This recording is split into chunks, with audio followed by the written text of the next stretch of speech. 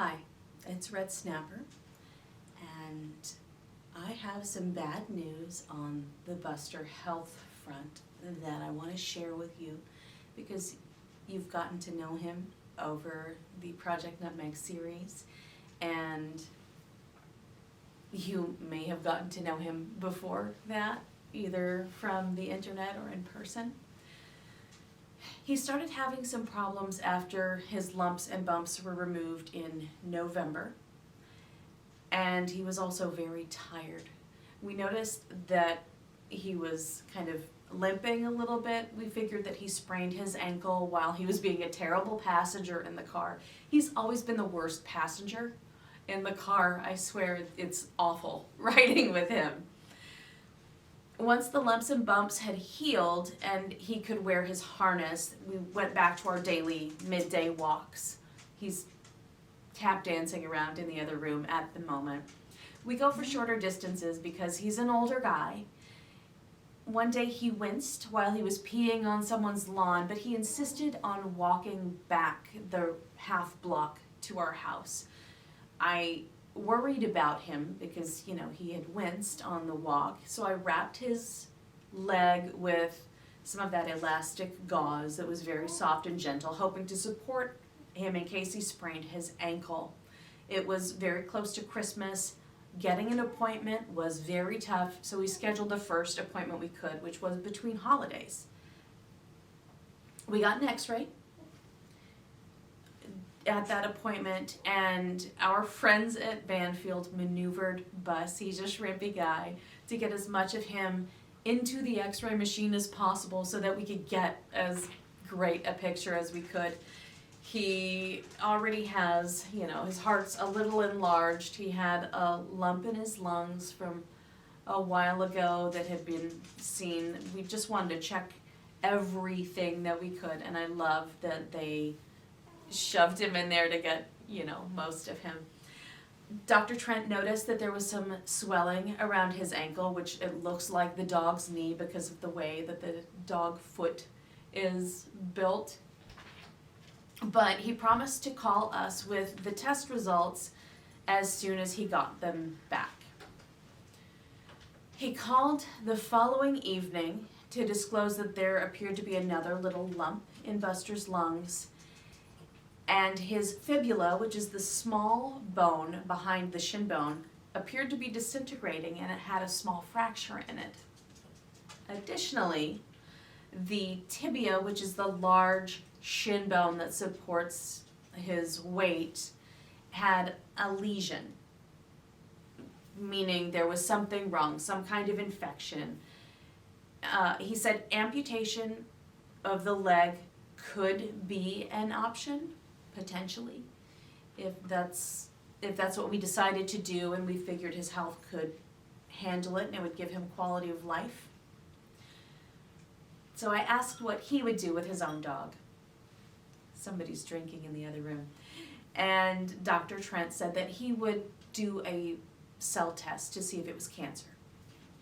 And then we could go from there. We could always do a consultation with a surgeon to see if they thought that we would get more years, more quality years, if he had an amputation. So the following week, which was the first week of 2024, we met with Dr. Trent. We looked at the x-rays so that we could really see it, and the bone is infected. It could be cancer. It could be the same sort of thing that happened with his jaw. So once we looked at everything together, Dr. Trent decided not to do the cell sampling because it would cause Buster more pain than was necessary. Based on that tells me that the outlook would not be good if we tried to do any kind of surgery. He's 13. I mean, how amazing is that? So it's palliative care from here on out. We are managing his pain as best we can, and we are Coca's howling. We're giving him the best quality of life we can in the time we have left. We don't know if it's weeks, We don't know if it's months. You will see him in videos, and then there will be a point where you don't, because he'll be done. Because we are pragmatic and we're trying not to let our deep emotional ties keep him hanging on once the quality of life is not there, I've been using a pain scale, a quality of life scale that I found online, I've linked to in the comments. The scale goes from 0 to 80. 80 is best possible life, 0 is absolutely not. It changes from day to day, and there's not a hard and fast number for when it's time based on the scale. I really appreciate that, because some things seem like they may have more weight than others. It asks how we're doing as pet owners. It asks how he's getting around, if he's eating, if he's pooping, if everything is normal, if he's himself, if he seems to be in a great deal of pain. So I use that. I may not check it every day, but every few days, or if I feel like there's a great change, then I'll go into it. And since there's no magic number, I asked Dr. Trent what I should expect, and he said that we'll know when it's time. And we'll be able to call them the same day and get an appointment so that we can give him a proper send-off. I hear everybody tapping around in the other room.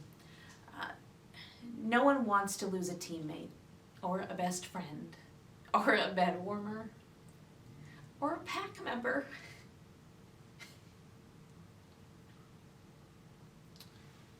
We know a lot of people are on Team Buster, especially from the partial mandibulectomy a few years ago. A lot of people rallied behind us and helped support getting that procedure done.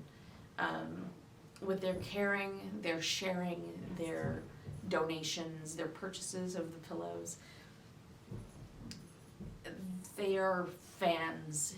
If they've met him in person, they love him. People just love him.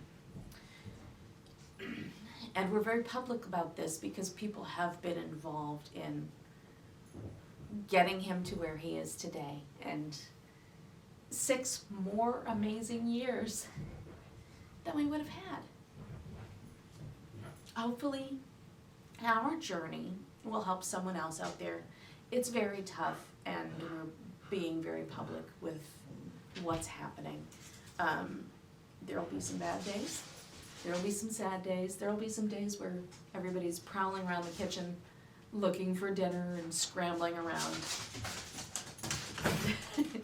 That was some perfect timing on their part. But we'll give him a proper send-off as best we can and plan it out so that he has the best possible end days. And I appreciate you joining us on this journey. That's all for now. Thanks so much.